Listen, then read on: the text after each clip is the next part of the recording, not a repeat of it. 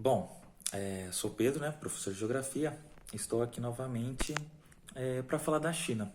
A China que a gente trabalhou aí trazendo o livro do Elisa Jabbour, mas acho que ainda tem muita coisa ainda para se discutir. Então, se for pensar num contexto histórico, no processo histórico de formação da China, a gente pode falar que ela sempre foi um território governado por dinastias, que é um período de sucessão que reis e rainhas pertencentes a uma mesma família permanecem no poder. Após um período de invasões de ingleses, portugueses, russos e japoneses no século XIX e XX, a China passou por uma guerra civil entre nacionalistas, que eram aquela população lá do Kuomintang, que retirou a dinastia Qing, que foi a última dinastia a sair daquele momento de várias dinastias ao longo do tempo, e quando tem seu fim em 1911.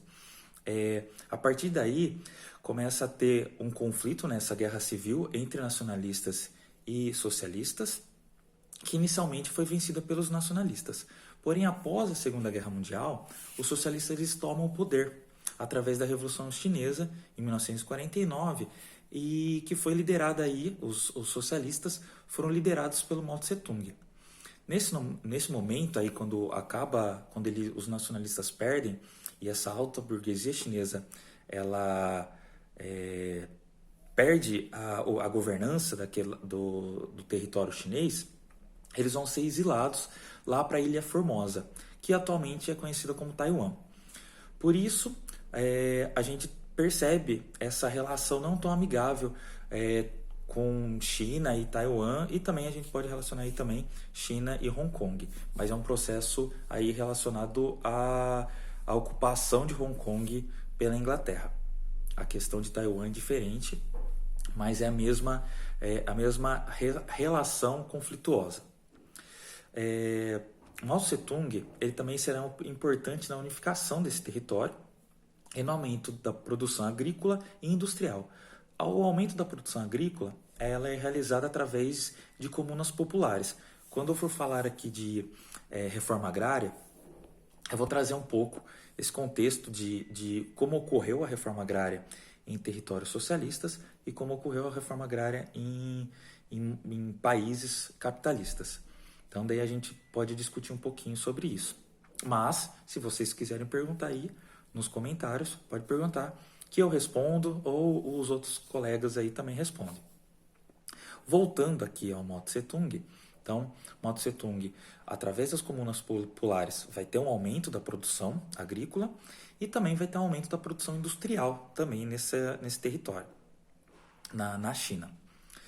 Sempre pensar que todo esse aumento da produção, tanto agrícola quanto industrial, ela vai ser determinada pelo Estado, porque se baseia numa economia planificada, que segundo o Elisa Jabbour, ela existe na China há mais de 2.000 anos. Essa economia planificada ela vai ser caracterizada pelo Estado decidindo todas as atividades econômicas e decisões de produção.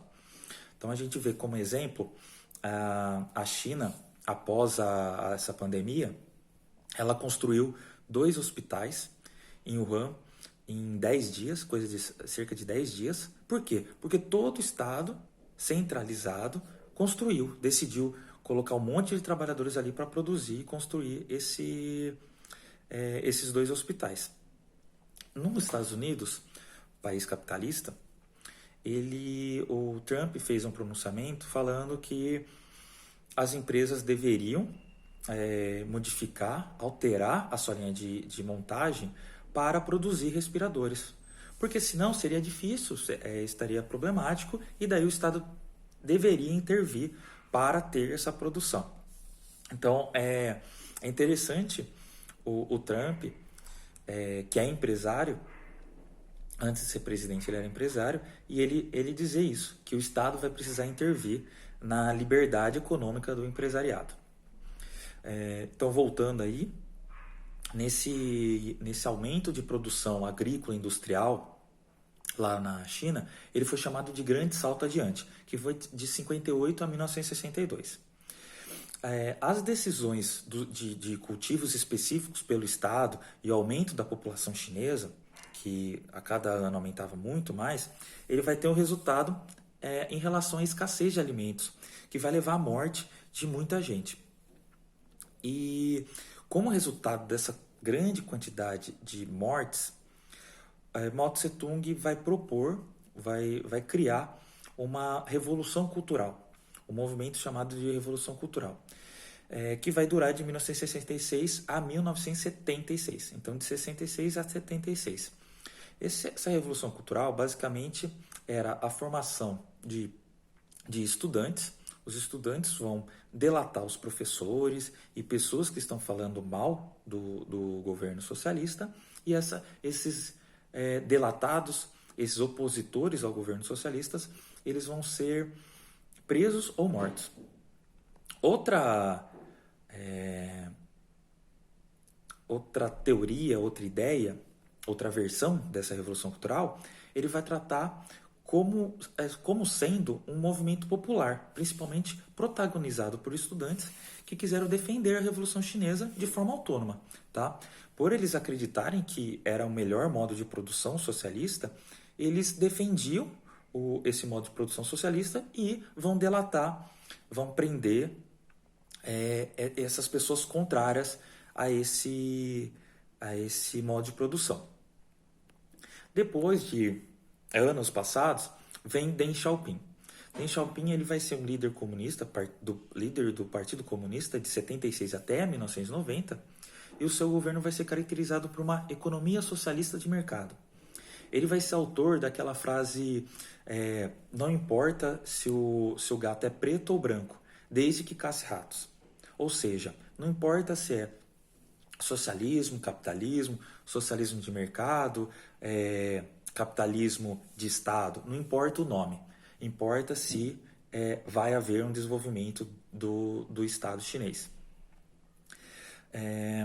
Então, Deng Xiaoping ele vai romper com o status quo que implementou uma série de reformas econômicas, tanto na agricultura quanto na indústria, e ele vai promover um ambiente mais próximo do liberal para o setor privado.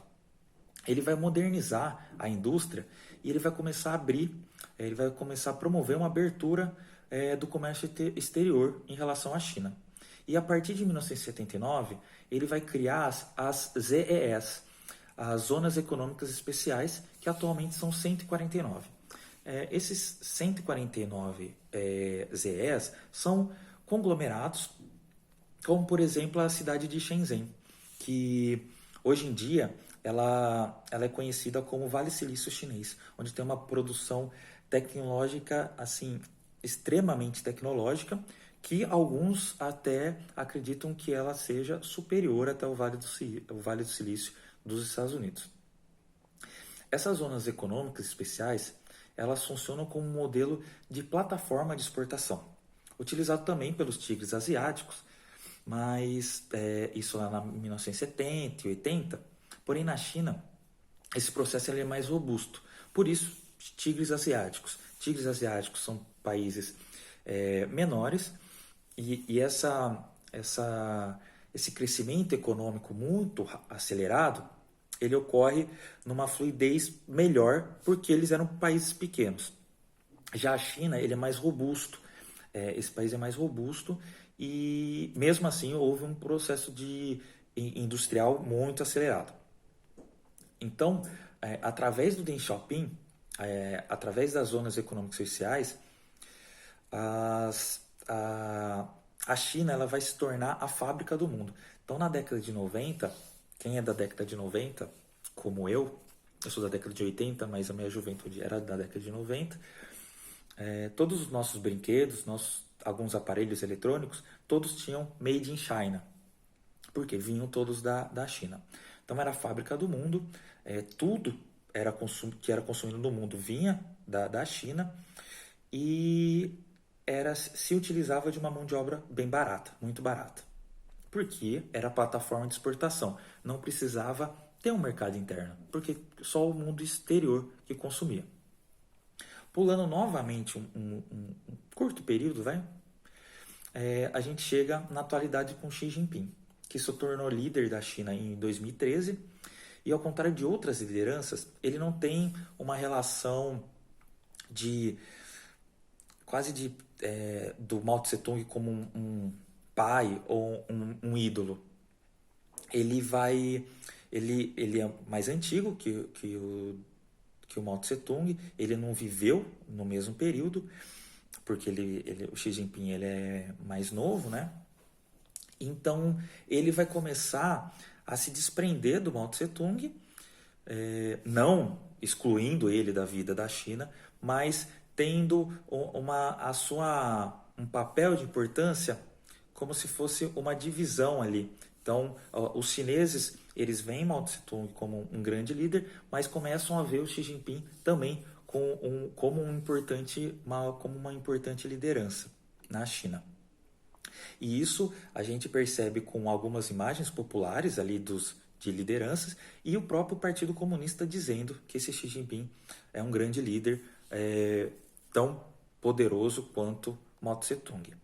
A partir do Xi Jinping, a China ela vai mudar esse status de Made in China para Created in China. Então ela sai da fábrica do mundo para o laboratório do mundo. Ele vai começar a propor uma grande tecnologia, um grande desenvolvimento da área industrial e tecnológica, né? Ela alterou, o Xi Jinping ele alterou esse país, esse estado-nação, de uma mão de obra barata, extremamente barata, compra uma produção de bens de consumo para uma mão de obra mais especializada, com uma média salarial até superior ao Brasil e com uma produção industrial de bens de capital. O que seria bens de capital? São indústrias, são produtos que vão produzir outros produtos. Então, essa mercadoria vai ter um maior valor agregado nesses produtos. E a gente pode citar ainda nesse período do Xi Jinping a nova Rota da Seda, que está sendo construída através de diversos investimentos, como do Banco Asiático, do Banco de Desenvolvimento dos BRICS, né? Brasil, Rússia, Índia, China e África do Sul, do Banco Mundial e através de investimento do próprio Estado chinês. E para quê? O que ele está construindo? Infraestrutura de conexão, infraestrutura de ferrovia, infraestrutura marinha. Para quê? Para conectar as relações comerciais entre China e Europa e China e África. Ok? Também a gente pode perceber um grande movimento para tentar entender e explicar como se deu esse desenvolvimento da economia chinesa. Porém, ainda essas teorias estão sendo elaboradas. Até o momento, a gente percebe essa nomenclatura da teoria explicando a produção, o desenvolvimento industrial chinês como um milagre chinês. Quando é milagre, não há explicação. Porém, o Elias Jabbour, autor do livro que eu indiquei semana passada, ele vai tentar analisar essa economia chinesa, esse desenvolvimento da economia chinesa, através da economia do projetamento. Essa economia do projetamento ele foi cunhado pelo Inácio Rangel, naquele período do Celso Furtado, desse pessoal.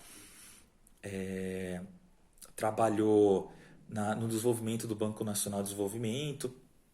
Então, ele é um economista mais na linha do desenvolvimentismo. Ele vai dizer, basicamente, que essa economia do projetamento ela é fruto de uma fusão entre a planificação soviética, o keynesianismo e a economia monetária. Então, deste modo, o Jabbour ele vai dizer que o socialismo de mercado chinês, na verdade, ele é resultado da fusão entre a economia monetária, keynesianismo e a planificação soviética. E ele vai ser contra a ideia de que lá na China há um capitalismo de mercado. Pois, na realidade, todo o capitalismo é de Estado, até nos Estados Unidos. E daí um pessoal vai pirar aí, não tem nada a ver. O Jabbour ele vai falar, é o Elias Jabbour, tá, gente? Ele vai falar que o Estado, os Estados Unidos, ele é agente principal de decisões políticas e econômicas. Então, vai ser um capitalismo de Estado, não de mercado. Os Estados Unidos, os Estados nacionais, aí, mesmo capitalistas, são eles que proporcionam o desenvolvimento industrial, tecnológico e auxiliam as empresas quando acontece uma crise, por exemplo. Por isso que ele vai ter essa linha de pensamento, como todo capitalismo é de Estado. Em termos de crescimento do produto interno bruto, desde 80, a China vem crescendo coisa de 10, 9% ao ano. O PIB per capita, ele passou de 2005, ele passou de 5 mil dólares para cerca de 10 mil, quase 9 mil dólares em 2014. Então, em 10 anos, ele dobrou a renda per capita dessa população. Então, nesse período de mudança do Made in China por criado em China, da fábrica do mundo para o laboratório do mundo, ele fez também ele criou uma nova classe média. E essa nova classe média, ela tem uma população, uma quantidade de pessoas de cerca de 300 milhões de pessoas. 300 milhões de pessoas dá cerca de 150% da população do Brasil. Estamos em 210 milhões, então lá tem 300 milhões de classe média. Ou seja, a China tem um mercado interno bem robusto, que não precisa focar na produção industrial para o resto do mundo. Esse país, a China, ele viu a sua posição alterar através de uma tripla condição de potência comercial, industrial e financeira, não pensando no bélico.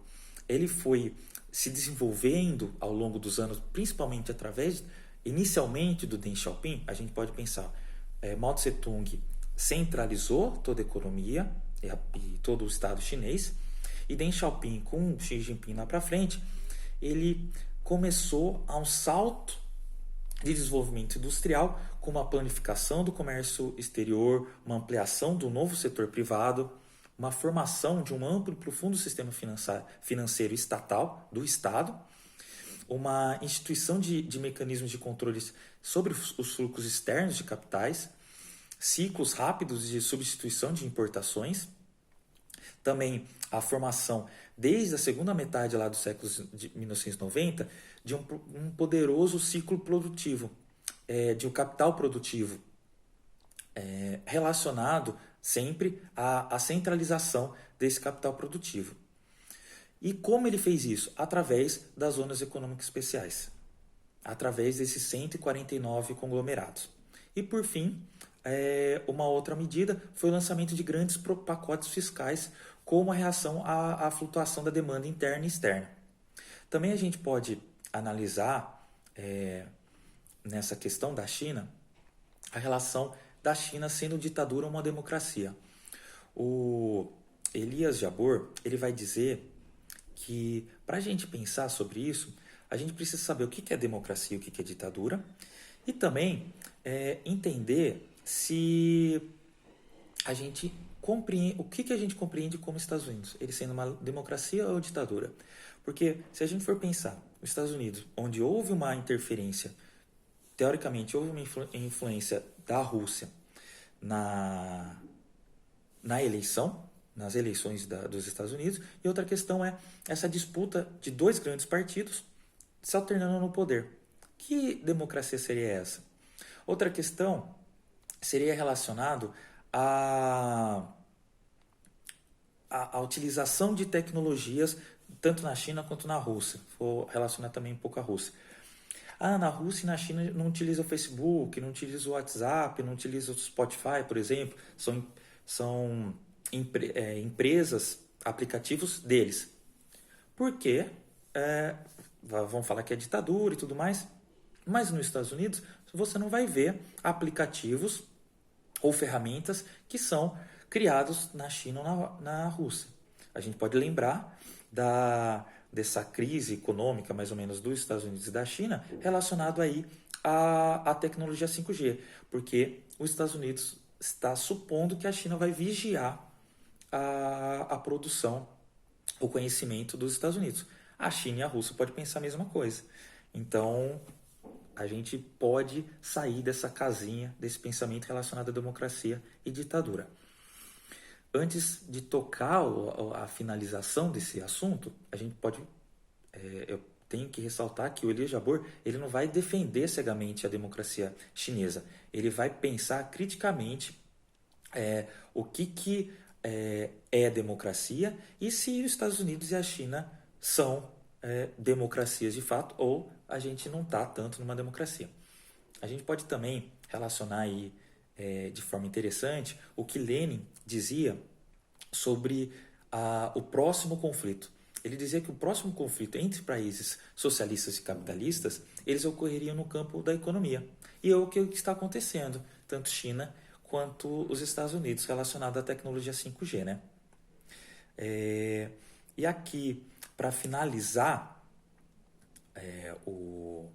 essa discussão sobre a China, outra visão do Elias Jabbour que eu acho interessante é relacionado à ideia de se a China é imperialista como os Estados Unidos, como a Inglaterra e como a Espanha. O Elias Jabbour ele vai falar que não, a China não é imperialista. Ela, em todos os momentos de produção, de desenvolvimento de país, ela sempre buscou as relações comerciais. Mesmo sofrendo invasões de europeus e asiáticos, ela sempre focou no desenvolvimento de relações comerciais. E o Brasil deveria focar nesse quesito, continuar com relações comerciais. E ao pensar, ao analisar a ideia de superpotência, o Elias Jabbour ele vai falar que para a China ser uma potência, ela deveria ter o domínio de maiores cadeias produtivas. Por exemplo, a cadeia de semicondutores, de tecnologia artificial, ainda está no domínio dos Estados Unidos e da Alemanha. Porém, ela está se avançando, ela vem avançando tanto na nova Rota da Seda, relacionados aí às internet das coisas, da inteligência artificial e das plataformas 5G e aí 6G. Então ela vem se desenvolvendo, vem se transformando como uma potência, mas acredite-se aí que vai demorar um pouquinho. Então, gente, basicamente é isso. A gente tem que analisar, às vezes, de outras formas, não somente com essa teoria da Europa ou dos Estados Unidos, do mundo ocidental. Tudo bem? Acho muito interessante essa temática da China e é bom vocês ficarem de olho porque a China vem crescendo faz um tempão e passa bem despercebida por muita gente. Abraço, tchau, tchau.